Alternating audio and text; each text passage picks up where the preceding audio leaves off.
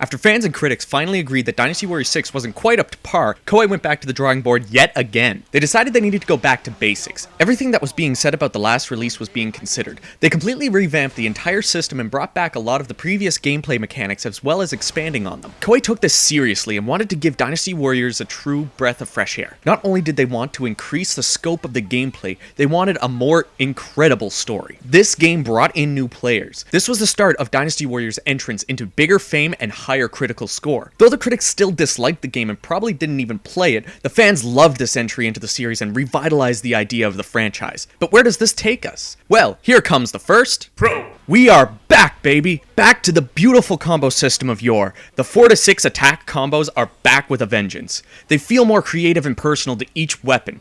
Characters also have EX attacks that give an extension to their usual combos. These are usually more stylish and you'll find them very effective. This actually feels like it should have been Dynasty Warriors 6, and the last entry was a game made by a completely different company. I feel like I'm back to playing Dynasty Warriors 3 and 4 again. Musos are no longer a string of your normal attack, but they're no longer a long string of attacks at all. They are more like special attacks, kind of like going from a Tekken 10 hit combo to a Street Fighter Hadouken. To be honest, I much prefer this. I used to find that the old Muso attacks would sometimes be blocked by my enemy's Muso attacks, and we'd find ourselves in a deadlock, which is really annoying when you're low on health and you just want to rid yourself of the enemy so you can run away and grab a meat bun. So yes, I love the new combat system, or, well, the old combat. Anyways, it's good.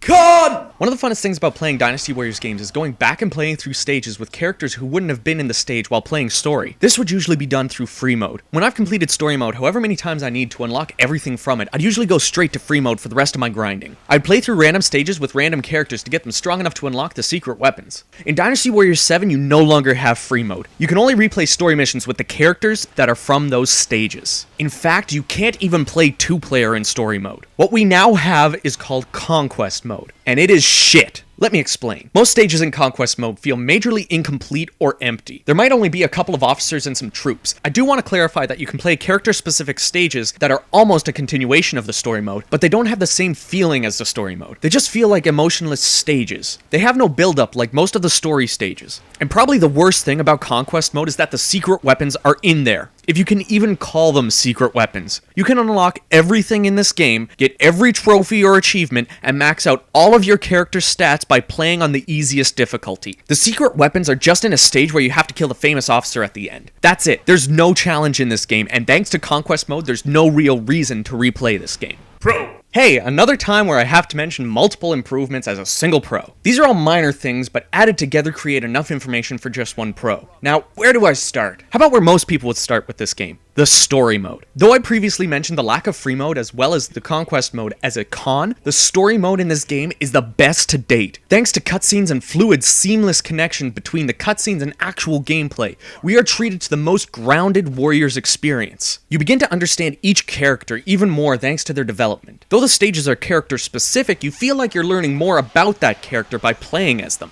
Each dynasty has their own story again, similar to Dynasty Warriors 4, but moreover, it feels like you're actually playing out the story of that kingdom. In all other games, it felt like you were just selecting your favorite character and jumping into stages. That was it. Nothing more, nothing less. It was bare bones and basic, but it was fun. In Dynasty Warriors 7, you pick a loyalty. You pick your family and you go through the story until the bitter end. You become one with the characters, and God forbid one of the important ones dies in the story because you actually feel it this time. Before, emotion was just wasn't a thing in Dynasty Warriors games. Now it's abundant, and quite honestly, it feels great. Now, this story isn't the only thing that helps this game out in the minor improvements department. I mentioned previously the EX attacks were a thing. Well, they are, but only with the weapons that your character is specified to. That's right, you can switch weapons. This was introduced in Dynasty Warriors Strike Force, a game I might touch on sometime. But the thing they did was give every weapon a specific moveset. In Strike Force, you'd pick a weapon and the moveset might be different from one character to another. But now you can take Lubu's Sky Piercer into battle no matter who you're playing as. Each character has a star ranking next to each weapon. This shows you which weapons a character might be more proficient with. At the highest rank, you gain access to special abilities and attacks do much more damage. But at the lowest rank, your character moves a little bit more slower and deals less damage. Lastly, I'd like to touch on the DLC. Usually I might not talk about downloadable content as it's extra stuff that doesn't necessarily come in the package. You have to pay extra to be able to get it. You don't need to buy it, but you should. Koei Tecmo has given us the most nostalgic trip down memory lane. They slowly added costumes from each previous game back to Dynasty Warriors 3,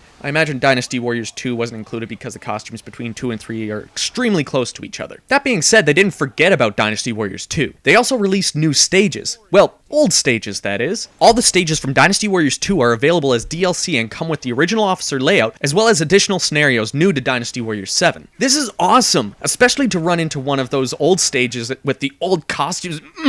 That's some good shit. There's also new weapons and costumes never seen before. These actually include modern costumes that look, honestly, really out of place. And that's awesome. God! Now then, I want to touch on the fact that since some weapons are switchable, since some characters use the same weapons as other characters, we still have clones. After the disaster that was Dynasty Warriors 6, we still have clones! As much fun as it is to see every character run around with every single weapon, you'll probably only end up using the weapons that you like, just because it's easier, especially with Extreme Legends. You're able to upgrade each character's capabilities with different weapons, allowing each character to master each weapon. In the end, why would you use the weapons you dislike? Still on the topic of Extreme Legends, trying to obtain all those special weapons in that game actually involve playing stages on harder difficulties doing specific things, just like the classic games, which would be a pro on its own, but it's bundled with the fact that it's easier. With Lubu's weapon, when you have 2 halberds equipped to a character, every time you switch to your other weapon, your movement speed increases greatly for a short period of time, meaning you could switch back and forth for the extra boost. Switch just as you feel your character slowing down and you'll be given a speed boost yet again. You won't even need a horse because it increases your running speed as well. I don't mind switchable weapons. I actually really enjoy it. I didn't play much of Dynasty Warriors Strike Force, but when I did play it, I enjoyed switching between the weapons. The whole roster of characters don't have that individuality in their movesets anymore. Pro! The Empire's title for Dynasty Warriors 7 has been expanded upon so much. You actually feel like you're playing out the story of your character. There are a lot of improvements that build off what Dynasty Warriors 6 Empires added to the formula and fixes most of the issues that it had. First of all, I have to say that I really enjoy that you can change the character speech bubbles to be based off of the models rather than the rendered expressions. This is really cool to play through the game with everyone having their old costumes. Seeing characters wear the outfits they had in Dynasty Warriors 4 brings back a lot of nostalgia. This entry also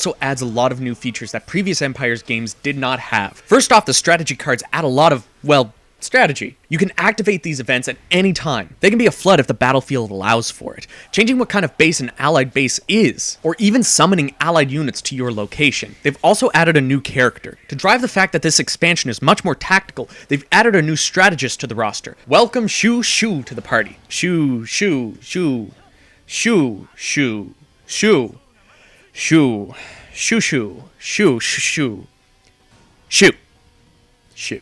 This is really cool because they ran a poll to decide this character, so this is really for the fans. Then there's the fact that you can play as any type of officer from a wandering mercenary to a ruler. I know you could do this in Dynasty Warriors 6, but it's done much more competently here. I feel like this is a viable way to play the game now, whereas the way it was done before it just felt like a tacked on mechanic. What you do also feels like it impacts your gameplay more. If you focus on developing weapons, you'll have better weapons, but that also means you might miss out on donating or taxing the people of your land. You might miss out on interacting with your officers to increase your bond with them. There are so many things you can do in Empire's release that what I've played feels so insignificant. God! I'm gonna mention a couple of things that were taken away or dumbed down in Dynasty Warriors 7. These are the little things that were in previous games, but for some reason they were just taken out. First off, duels. They were introduced in Dynasty Warriors 4, taken away in 5, re-implemented in 6. Though I didn't really like the way it was done in 6 compared to Dynasty Warriors 4, I still enjoyed when I saw troops form a circle every time I was like, oh shit! Then there's the controls. I praised it previously on how it went back to the classic Dynasty Warriors style of attacks, but I didn't feel like the few things they took away were necessary to omit. Like jumping charge attacks. They're just gone. We've had those since Dynasty Warriors 4, and they're no longer available to us. Running charge attacks were welcoming in 6, but no longer exist in 7. We can't dodge anymore. That last one wasn't really important to playing this game, but could have been used when you find yourself surrounded. I also want to say how disappointed I am in the lack of ending animations. There are many beautifully rendered events throughout the story, but there are none of those artistic ending animations from previous titles. I understand why they're not in the story. The seamless cutscenes of the story wouldn't mesh very well with the ending animations, but in contrast, conquest mode and pretty well everything else, I feel like they should have been added in. Also, since I mentioned it for the last couple of games, I might as well mention it here. Dynasty Warriors 7 also had a PSP release. Again, this was not localized in either North America or Europe. This can have the same argument as Dynasty Warriors 6. You could have included the English text and audio from the console releases. Even if you didn't include the DLC, I still would have bought this game and played the hell out of it. Lastly, even though I mentioned all of Empires as a pro, there was one thing that pissed me off about it. I only just played the Empires release for this review. Now you might be wondering why, seeing as how I praised it much better than any other Empires release so far. Well, that's because here in North America we didn't get a physical copy of it. I had to import it from Europe, also eliminating the North American DLC I had. Luckily it came with Dynasty Warriors 4, 5, and 6 costumes, but still, this was due to a weird rule that Sony of America had where they didn't want any physical releases with Japanese dubbed games. I never understood it, and this wasn't the only game that North America missed out due to that weird rule.